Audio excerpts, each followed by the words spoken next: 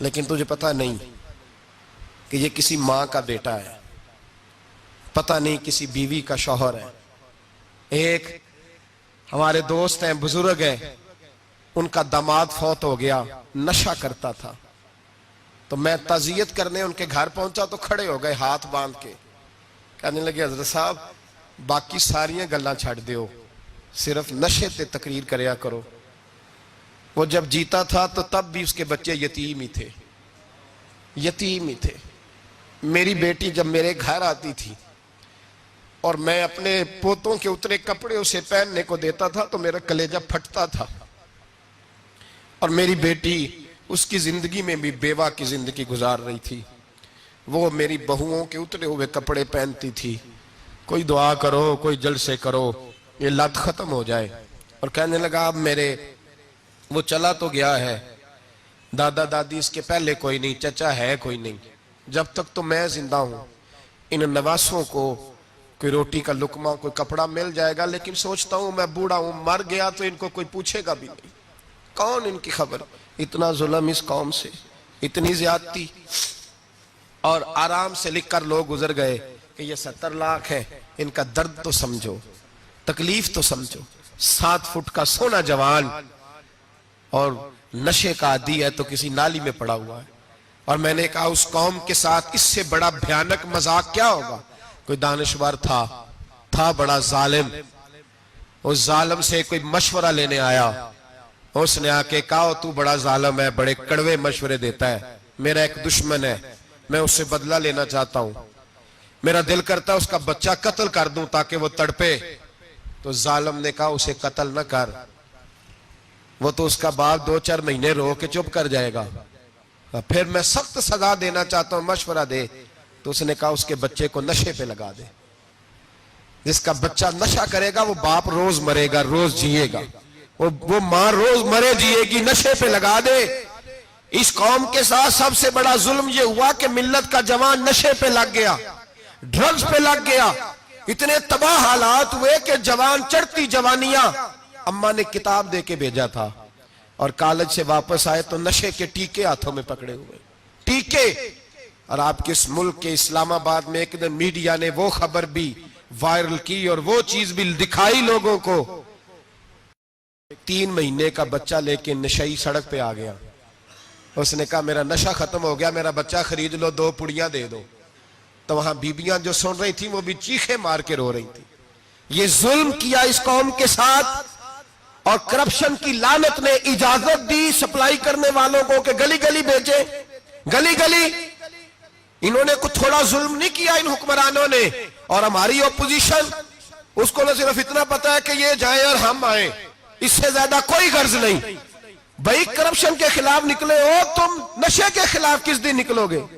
جوئے کے خلاف کس دن؟ قوم تو مر رہی ہے نشے سے، اس کے خلاف میدان میں کب آؤ گے؟ صرف اتنا ہے کہ یہ جائیں اور ہماری باری آئے، اس سے زیادہ کچھ نہیں۔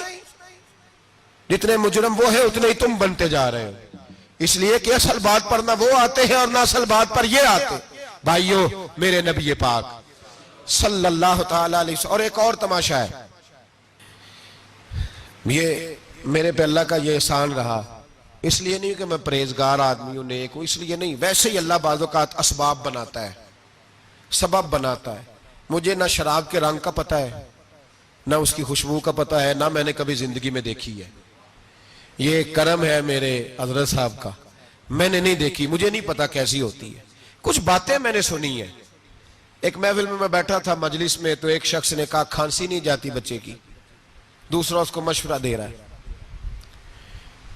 کھانسی نہیں جاتی، بڑی دوائی دیسی بھی فلاں بھی بڑی کھائی، مشورہ دیا اس کو کہ تو اس طرح کر، اس کو نا شراب کے 2-4 چمچے پلاؤ، کہتے ہیں جی اس کو نا یہ پلاؤ تو صحیح ہو جائے گی۔ تو میں نے پلٹ کے اس کی طرف دیکھا، میں نے کہا کوئی عقل کر، کیا مشورہ کرنا؟ مولانا میرا تجربہ ہے۔ میں نے کہا تیرا تجربہ افضل ہے یا رسول اللہ کا فرمان زیادہ افضل ہے؟ تیرا تجربہ افضل ہے۔ حضرت ام سلمہ رضی اللہ تعالیٰ عنہ کہتی ہے میں نے عرض کی یا رسول اللہ صلی اللہ علیہ وسلم میری بچی بڑی بیمار ہے، تو مجھے کسی نے کہا ہے یہ تھوڑی سی نشے والی چیز ہے، یہ بنا کے تیار کر کے دو، صحیح ہو جائے گی، بیمار ہے بچی تو یہ نشے والی چیز ہے، اس کو تیار کر کے دو، تھوڑا نشہ ہے۔ اگرچہ بعض میں نے شروع میں کہا بعض لوگ مریض کو سخت مریض کو ایسی ادویات جو مجبوری بن جائے اس کی گنجائش اور اجازت دیتے ہیں. محتاط علماء تو اس میں بھی بہت ساری چیزیں پہلے بیان کرتے ہیں لیکن اس نے کہا جی نرا نشہ دینا ہے شفا کے لیے. تو حضرت ام سلمہ کہتی ہے میرے نبی پاک نے میری طرف دیکھا, میری طرف, تو میں نے کہا یا رسول اللہ آپ کیا فرمانا چاہ رہے ہیں؟ تو نبی پاک نے فرمایا ام سلمہ کبھی ناپاک چیز میں بھی شفا ہوئی ہے, کبھی ناپاک چیز میں بھی, کبھی شراب اور خمر میں بھی شفا ہو سکتی ہے. شفا رب کریم نے رکھی ہے پر شہد کے اندر رکھی ہوئی ہے, شفا اللہ نے رکھی ہے قرآن مجید میں رکھی ہوئی ہے. تو اس میں بھی کبھی یہ حضور نے بیان کیا ہے کہ اس کے اندر شفا ہو سکتی, تو امت کتنی دلیری کرتی ہے جو یہ مشورے دیتی ہے کہ اس کے اندر نشہ ہے, شراب ہے, تو کھانسی چلی جائے گی تو فلانی بیماری چلی جائے گی.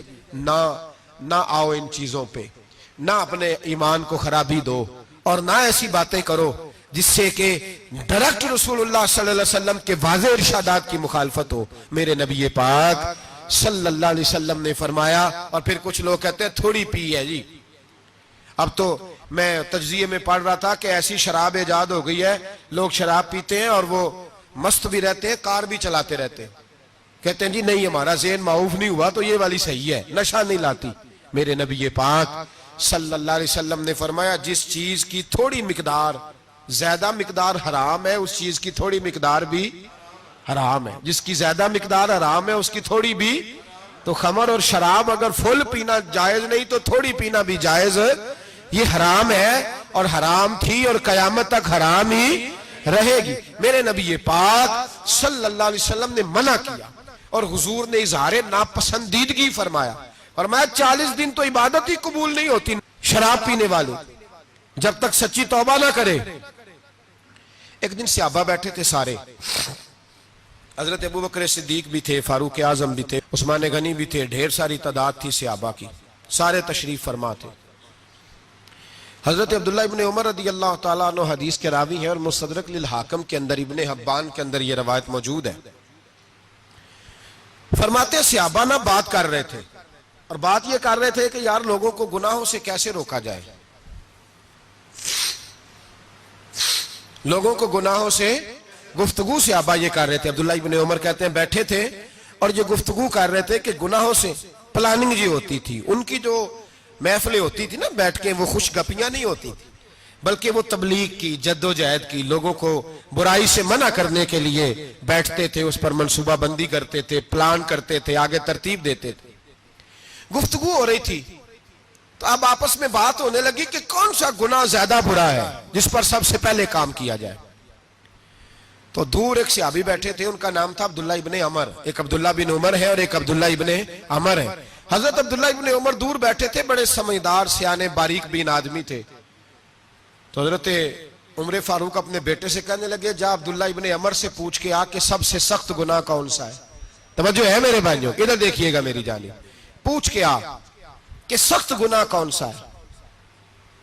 عبداللہ بن عمر رضی اللہ تعالیٰ عنہ کی خدمت میں جب عبداللہ ابن عمر گئے تو جا کے کہنے لگے کہ صحابہ پوچھتے ہیں کہ آپ نے زیادہ وقت گزارا ہے نبی رحمت صلی اللہ علیہ وسلم کے پاس, تو بتلائیے برا گناہ کون سا ہے, سب سے سخت گناہ, تاکہ سب سے پہلے اس پر پابندی لگائی جائے, اس پر محنت کی جائے. تو حضرت عبداللہ ابن عمر کہنے لگے صحابہ کو جا کے بتا دو کہ سب سے برا گناہ شراب پینا ہے, سب سے برا گناہ, اور یہ ام الخبائث ہے, برائیوں کی جڑ ہے, گناہوں کی ماں ہے, یہ بنیاد ہے, باقی گناہ اسی سے شروع ہوتے ہیں. کہتے ہیں میں نے آ کے بتایا تو حضرت ابو بکر صدیق رضی اللہ تعالیٰ عنہ اور سیدنا فاروق اعظم کہنے لگے خود جاتے ہیں, ان کے پاس خود جاتے ہیں, چونکہ ہم نے بات سننی ہے ہم خود جاتے ہیں اور ان سے جا کر کے سوال کرتے ہیں کہ اگر آپ کو اس تفصیل کا پتہ ہے نا تو اس کے پیچھے بھی کوئی تفصیل ہوگی جو میرے نبی پاک نے بیان کی ہوگی صلی اللہ تعالی علیہ وسلم, اس تفصیل کا بھی آپ کو پتہ ہوگا جو نبی پاک نے بیان کی ہوگی, اس بات کے پیچھے جو بیک گراؤنڈ ہے, جو پس منظر ہے. فرماتے ہیں کہ ہم اٹھے, عبداللہ ابن عمر کے پاس گئے, ان سے جا کے پوچھا کہ جناب آپ نے یہ تو فرمایا ہے شراب ام الخبائث ہے, تو اس کے پیچھے پس منظر کیا ہے؟ تو عبداللہ ابن عمر کہنے لگے یہ میں نے اپنے پاس سے نہیں کہا, یہ میں نے نبی پاک سے سنا ہوا ہے حضور سید عالم صلی اللہ علیہ وسلم بیٹھے تھے تو حضور نے فرمایا شراب یہ نشہ یہ برائیوں کی ماں ہے. اور پھر حضور نے ایک مثال بیان فرمائی. نبی رحمت علیہ السلام نے فرمایا بنی اسرائیل کا ایک واقعہ ہے. ایک خوبصورت جوان تھا تو ایک عورت کا دل آ گیا اس پر. یہ یاد رکھ لیں, ہم لڑکوں کو منع کرتے رہتے ہیں لیکن ہمیں گھر کی بچیوں پر بھی توجہ دینی ہوگی, ہمیں ان کے فون پر بھی نگرانی کرنی ہوگی, ہمیں وہاں بھی غور کرنا ہوگا. اس لیے کہ اگر کوئی بچی گنجائش نہ دے تو میرا خیال ہے کہ لڑکا جرت کرنے کی طاقت نہیں رکھتا. تو وہاں بھی ان کی اماں سے کہے کہ پابندی لگائے, بچی کسی کا موبائل لے کر کے کہیں اس کو استعمال تو نہیں کر رہی, اس پودے پر بھی توجہ دے, درخت بننے سے پہلے اس کی بھی نگرانی کریں, یہ بھی بڑا ضروری کام ہے.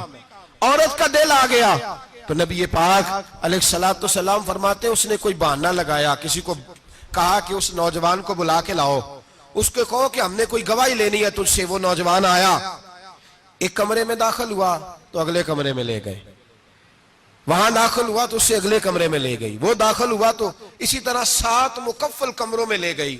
میرے کریم رسول میرے محبوب پاک علیہ السلام فرماتے ہیں, صحابہ کو سمجھا رہے ہیں میٹھے لب و لہجے میں, فرماتے ہیں جب سب سے پچھلے کمرے میں لے گئی تو ایک لڑکا بندھا ہوا تھا وہاں رسیوں سے, شراب کا پیالہ پڑا ہوا تھا. اور بی بی کہنے لگی کوئی گواہی شواہی نہیں لینی, تجھے اس لیے بلایا ہے کہ تیرے اوپر دل آ گیا ہے, اب میرے ساتھ منہ کالا کر. تو وہ جوان کہنے لگا نہیں, میں نے اپنے نفس کو پاک رکھا ہوا ہے, میری نظر بھی پاک ہے, دل بھی پاک ہے, اور اس کی برکت یہ ہے کہ رب نے میری روح کو بھی پاک رکھا ہوا ہے, تو میں یہ حرکت نہیں کر سکتا. پاک لوگ پلید کاموں کی جانب توجہ نہیں کرتے, میں یہ حرکت نہیں کر سکتا. اقبال نے اپنے بیٹے کو دعا دی تھی, اس نے کہا تھا حیا باقی نہیں ہے زمانے کی آنکھ میں, خدا کرے کہ رہے تیری جوانی بے داغ, خدا کرے کہ رہے تیری جوانی بے داغ. کہا میرے ساتھ منہ کالا کر, اس نے کہا میں نہیں کرتا. کہنے لگی چل پھر اس کو قتل کر, اس کو میں نے باندھا ہوا. اس نے کہا میں قتل کیوں کروں, میری کیا دشمنی ہے. کہا پھر شراب پیو, کہا میں شراب بھی نہیں پیتا. تو وہ کہنے لگی اب تو میں نے تجھے اپنے چنگل میں پھانس لیا ہے, اب تو یہاں سے بچ کے جا نہیں سکتا, اور اگر تو باہر جائے گا تو میں شور کروں گی, لوگ جمع کروں گی, اس نے میری عزت آبرو پہ ہاتھ ڈالا ہے, تو بچ تو نہیں سکتا, ایک کام تو کرنا پڑے گا. محبوب فرماتے ہیں اس نوجوان نے سوچا کہ زنا بھی بہت بڑا جرم ہے, قتل بھی بہت بڑا گناہ ہے, چلو اب مجبوری ہے تو شراب پی لیتا ہوں. لیکن وہ سمجھا نہ کہ شراب تو بنیاد ہے. اس نے ایک پیالہ جو پیا, کہنے لگا ایک اور دے دو, دوسرا پیا تو کہنے لگا ایک اور دے دو. اب 3 پیالے 3 بوتلیں شراب جو پی چکا تو خماری چڑھ گئی. اب اس عورت کے قریب جانے لگا کہ میں تیرے ساتھ زنا کروں گا. اس نے کہا جب تک میں قریب نہیں آنے دوں گی جب تک تو اسے قتل نہ کرے. اس نے اسے قتل بھی کیا, زنا بھی کیا. تو محبوب فرمانے لگے یہ قتل اور زنا جو ہوا ہے تو یہ شراب کی وجہ سے ہوا ہے. گویا شراب وہ جرم ہے جو قتل بھی کرائے گی, جو زنا بھی کرائے گی. اور اگر آپ نشئی کو دیکھیں, اگر آپ شرابی کو دیکھیں تو کیا وہ ڈکیتیاں نہیں کرتا پھرتا, وہ چوریاں نہیں کرتا, وہ اپنی ہی ماں کا زیور نہیں بیچ آتا, وہ اپنی ہی بہن کا پڑا ہوا جہیز نہیں بیچ آتا, وہ اپنے ہی گھر میں ڈاکے نہیں ڈالتا, وہ اللہ کے گھر مسجد میں آ کر کے چوری نہیں کرتا. وہ صرف اس لیے کرتا ہے کہ یہ نشہ, یہ شراب یہ ماں ہے گناہوں کی, یہ جڑ ہے. ملت کے لوگوں یاد رکھو, اس امت اس پاکستان کے ساتھ جہاں بہت سارے ظلم ہوئے وہاں بڑا ظلم یہ ہے کہ بہت بڑا طبقہ جوانوں کا نشے کا عادی ہے. وہ نشہ انہیں عشق مجازی اور عورتوں کے عشق کی جانب لا رہا ہے. وہ نشہ چوریاں کرا رہا ہے, قتل کرا رہا ہے, ڈکیتیاں کرا رہا ہے. بہت بڑے ظالموں نے بہت بڑے ہاؤس بنائے ہوئے ہیں جن کے اندر شراب فراہم کی جاتی ہے, نشہ دیا جاتا ہے. میں نے تو ایسے ایسے لفظ سنے کہ الیکشن کے دنوں میں ووٹ لینے کی خاطر سیاستدان انہیں نشہ فراہم کرتے ہیں, انہیں باندھ کے رکھتے ہیں, روز تمہیں پڑیا ملے گی, ووٹ ہمیں ڈالنا. اتنا ظلم, اتنی زیادتی, اتنا جبر, ایک انسان کے ساتھ کھیلنا. لوٹ آؤ, پکڑو ان کا دامن, اپنے گھروں کو بچاؤ. اپنے دوستوں کو بچاؤ. جاگو جاگو امت کے لوگوں جاگو. میرے نبی پاک صلی اللہ علیہ وسلم کے کلمہ گو لوگوں کو بچاؤ. ان پر اگر سختی کرنی پڑتی ہے تو کرو, پیار کرنا پڑتا ہے تو کرو, محنت کرو, جدوجہد کرو.